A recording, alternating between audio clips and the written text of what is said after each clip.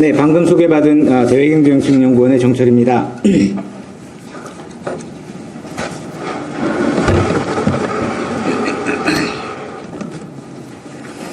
네, 바쁘신 와중에 이렇게 참석해 주신 분들께 감사드리고요. 사실 뭐 저도 나름 바쁜데 갑자기 원래 우리 서진교 박사님한테 섭외가 왔었던 것 같은데 확진자 접촉 때문에 지금 자가격리에 들어가시면서 지난주 하여튼 뭐 금요일인가 그때 제가 연락을 받아서 급하게 준비를 했습니다. 제목은 그 바이든 당선 이후 세계 경제 및 무역 질서 전망인데요. 사실 지금 바이든 당선 때문에 바뀌는 부분들이 분명히 있을 거긴 하지만 그보다 더 잘 아시는 것처럼 그 코로나 팬데믹으로 인한 그 세계 경제에 미치는 영향 이런 것들이 굉장히 크기 때문에 일단 세계 경제가 어떻게 변할 것인가에 대해서 간략하게 말씀을 드리고 그 다음에 그 세계의 어떤 국제 무역 질서에 대해서도 잠깐 간략하게 말씀을 드리도록 하겠습니다. 먼저 세계 경제 전망입니다. 잘 보시는 것처럼 지금 올해 그 세계 경제가 약 5.1% 역성장한 다음에 내년에는 약 5% 정도 성장하면서 회복세를 보일 것으로 저희 KF에서는 전망을 하고 있습니다. 그림에서 보시면 파란색이 작년이고요. 노란색이 올해, 그 다음에 빨간색이 내년 성장률을 보이고 있는 거고요. 그래서 코로나19 때문에 이제 올해 성장에 미친 영향을 보시면 세계와 각 국가들에서 공통적으로 그 파란색 작년 성장률에 비해서 노란색 성장률이 많이 하락했습니다. 특히 인도 같은 경우 약 15%포인트 가까이 빠졌고요. 미국, 유로 이런 쪽에서도 한 큰 폭의 거의 10% 이상의 하락이 있습니다. 다만 이제 중국은 작년 6.1%에서 올해는 2.2%로 비교적 하락폭이 작은 걸 볼 수 있습니다. 그리고 저희가 이제 올해 5월에 했던 것보다 사실 이번에 발표한 게 5월에는 약 2.6% 하락할 걸로 봤는데 지금 이제 5.1%를 하는 거는 전반적으로 지금 생기고 있는 어떤 코로나 팬데믹 재확산이라든가 이런 부분들 때문에 그렇게 볼 수 있습니다. 보시는 바와 같이 코로나19 전개 상황이 일반적으로 특히 이제 미국이라든가 유로 지역 같은 경우에 다시 크게 늘어나고 있는 것을 보실 수 있습니다. 그래서 11월 10일까지 누적 확진자 이미 5천만 명이고요. 사망자가 약 126만 명을 넘었습니다. 그래서 빨간색은 14일간 평균 확진자 수, 그리고 파란 막대는 1일 사망자 수를 나타내고 있습니다. 뭐 잘 아시는 것처럼 중국은 1, 4분기에 빠른 확산에 따라서 경제 영향을 크게 받았는데 2, 4분기에는 오히려 이제 유로라든가 미국, 그다음에 러시아, 브라질, 그리고 3, 4분기에는 인도가 가장 크게 영향을 받았는데요. 최근에 미국이라든가 유로 지역에서 일일 확진자가 10만 명 넘어가면서 빠르게 증가를 하고 있습니다.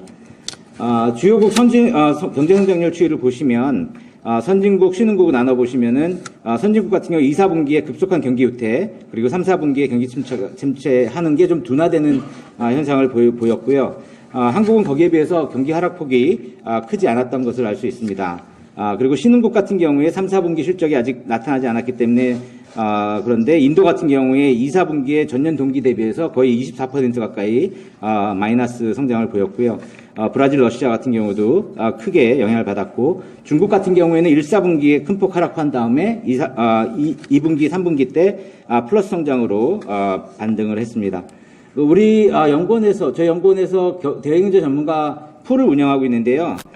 그 중에 이제 전문가들 300여 명으로 되어 있는 분들을 대상으로 해서 저희가 진행을 해서 얻은 결과는 대부분 이제 경제성장 전망이 저희 연구원에서 발표한 전망이랑 좀 유사한 정도라고 보실 수 있습니다. 약 4%에서 6% 정도 생각을 하고 있고요. 하락할 것이라고. 그 다음에 이제 코로나19의 영향이 상당히 좀 지속될 것이다라고 생각을 하고 있습니다. 그리고 이제 미국 대선 이후의 세계 질서가 그럼 어떻게 변할 것이냐에 대한 질문에 대해서는 대부분 생각하시는 것이 크게 변화는 없을 것이다. 그리고 이제 중국, 미중 간의 갈등이라든가 디지털 경제와 디지털 무역이 확산될 것이라든가 이런 것들은 굉장히 이제 앞으로 상수처럼 여겨질 것이다. 라고 생각을 하는 것 같습니다. 그래서 세계 경제 성장의 가장 큰 주요 리스크 요인은 무엇이냐 하면 이제 그 방역과 연관돼 있는 그 예방과 재할 이런 것들이 사실 경제 요인이 아님에도 불구하고 비경제적 요인, 외부 충격으로서 굉장히 중요한 역할을 할 것이다라는 생각을 하고요. 앞서 말씀드린 것처럼 미중 갈등 장기화라든가 금융과 실물의 괴리에 따른 그런 위험 이런 것들은 상수로서 계속적으로 그 세계 경제에 부담을 주는 요인으로 작용을 할 것 같습니다. 저희가 했던 그 그 전망에다가 여러 가지 이제 재확산이라든가 주요국의 투자 감소라든가 이런 것들이 많이 작용했을 경우에 좀 더 하방으로 영향을 줄 수 있는 가능성이 있다는 걸 말씀을 드리고요. 글로벌 통상환경과 국제무역 질서 잘 아시는 것처럼 지금 WTO 다자무역 체제는 위기에 처해 있습니다. 세 가지 기능이 있습니다. WTO에 입법 기능, 사법 기능, 그리고 행정 기능이 있는데요. 입법 기능이라고 할 수 있는 무역협상 DDA는 실패라고 할 수 있고요. 행정기능이라고 할 수 있는 그 무역정책, 검토회의, TPR 이런 것도 굉장히 느슨해졌고, 거기다 특히 분쟁해결제도 기구가 있는데 이게 사법기능이라고 할 수 있는데 거의 지금 정지 상태죠, 기능이. 특히 이제 그 애플렛 바디, 그 상수기구가, 위원을 더 이상, 임명할 수 없는 상황에 있기 때문에, 완전히 무력화되어 있는 상황입니다. 그래서 지금 WTO 개혁 이슈가 굉장히 중요하고요. 특히 통보 강화라든가 더더군다나 이 보조금 그리고 국영기업 그다음에 상수기구 기능 이런 것들이 굉장히 중요한 개혁 이슈가 될 것이고 잘 아시는 것처럼 우리나라의 그 유명희 본부장이 지금 WTO 사무총장 선거에 나가서 최종 결선에 들어가 있는데 지금 생각보다 좀 약간 복잡한 상황에 처해 있습니다. 뭐 혹시 기회가 되면 제가 그것 나중에 또 설명을 드리고요. 그 밖에 이제 신보호 무역주의라든가 일방주의, 무역 분쟁이 확대되고 있고, 팬데믹 대응 문제가 있고, 그 다음에 또 하나의 그 새로운 흐름이라고 하면 그 디지털 전환이 굉장히 가속화되고 있다. 그 다음에 가치 사슬이 지역화되고 있다. 뭐 이거는 이제 뭐 여기 나와 있는 것처럼 그 8명 후보가 나와서 최종 그 유명희 본부장 그리고 이제 나이지리아의 그 응고지 후보가 지금 최종 결선에 나와 있습니다. 이거는 이제 독일 싱크탱크 버텔스만 스티프팅에서 했던 과거 이전에 했던 예측인데요. 여러 가지 이제 자질이라든가 이런 걸 봤을 때 유명희 후보가 굉장히 높은 점수 5점을 받았고요. 응거지 후보 같은 경우는 한 4점 정도 받았습니다. 그래서 자질이라든가 여러 가지 개혁의 의지, 그다음에 앞으로 WTO 개혁을 해야 되는 이런 걸 봤을 때는 제가 뭐 한국 사람이라서가 아니라 유명희 본부장이 훨씬 더 통상에 대해서 많이 알고 나이지리아 후보는 사실상 통상 쪽으로 해본 적이 없기 때문에 그런 측면을 갖고 있습니다. 뭐 잘 아시는 것처럼 지금 탈세계화가 진행이 되고 있고요. 2008년 글로벌 금융위기 이후에 그 전에 2008년 이전에 세계 경제 성장률 궤도는 사실상 연두색 점선으로 가고 있었는데 2008년 글로벌 금융위기 이후에 우리가 뭐라 그랬냐면 뉴노멀이다.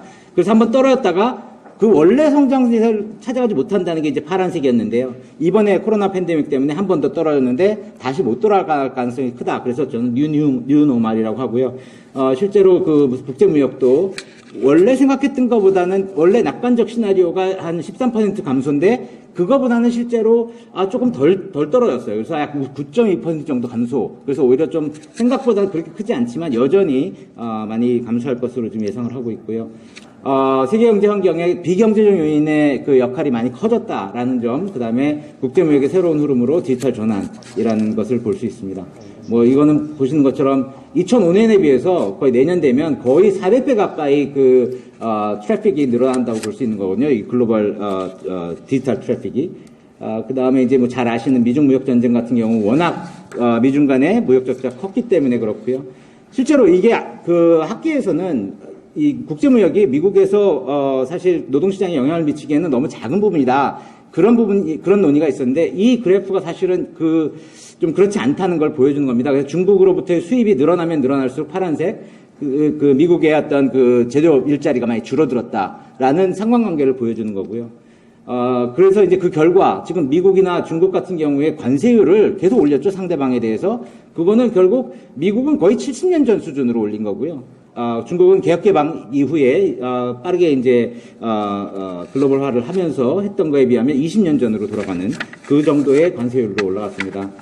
이 부분은 제가 좀 하고요. 그다음에 이런 미중 무역 전쟁이 그런 글로벌 무역 가치 사슬에 미친 영향 같은 경우에는 이제 뭐 관세라든가 이런 GBC 관계가 서로 이제 상관관계에 있다. 그래서 실제로 제일 많이 영향을 받는 나라는 미국하고 중국이 될 수 있습니다. 그래서 그렇게 볼 수 있고요. 그래서 세계화가 이제 어느 정도 많이 진전이 됐고 이제 위축 국면을 맞았었고 글로벌 금융위기 이후에. 근데 이번에 이제 코로나 때문에 생기는 보건 위험의 내재화 문제가 생길 수 있고요.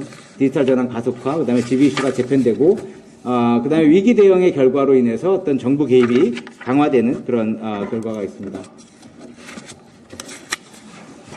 그래서 국제통상의 어떤 도전 과제에는 지금 말씀드렸던 이런 것들이 다 들어가 있고요. 지정학적 리스크 같은 것들도 늘어나고 서비스화라든가 디지털 전환, 그리고 이제 승자 독식 경쟁이 심화되거나 디지털 기술이 새로운 기회를 줄 수도 있다.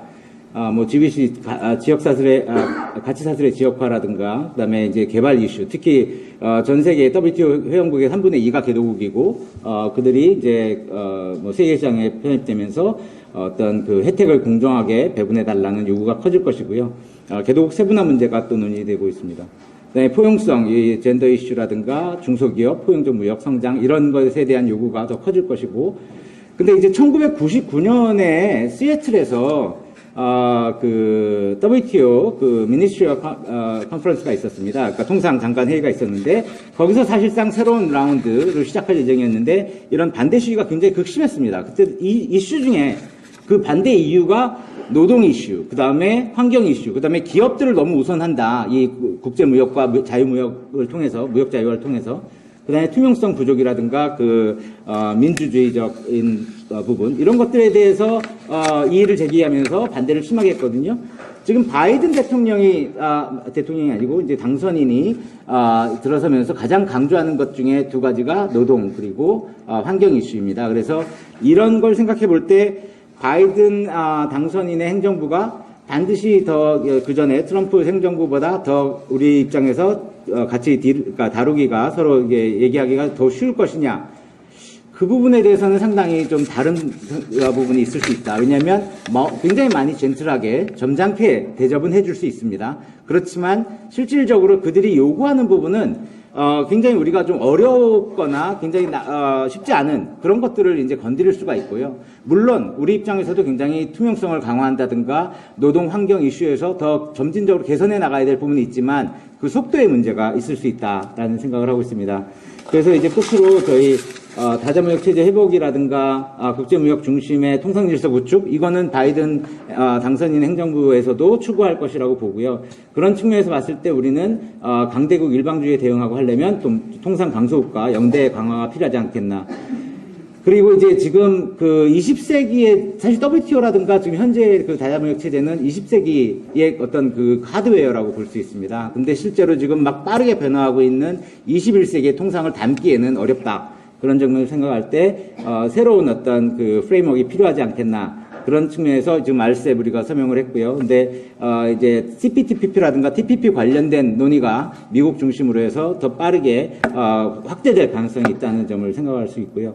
그다음에 신기술이라든가 이제는 안보가 경제랑 떨어져서 생각할 수 없는 부분이다. 그래서 이제 지경학적인 관점에서 우리가 전략을 수립할 필요가 있겠다. 또 한 가지는 저희가 이제 사회통합형 통상정책, 무역의 이익이 있으면 그걸 잘 분배해주면 되는데 항상 문제는 이제 분배 메커니즘에서 우리가 완벽한 그런 메커니즘을 갖지 않고 있기 때문에 국내 노동시장에 또 미칠 수 있는 영향, 이런 것들까지 감안을 하면서 우리가 통상정책을 디자인을 해야 할 필요가 있겠다 생각을 합니다. 네, 이상으로 발표 마치겠습니다.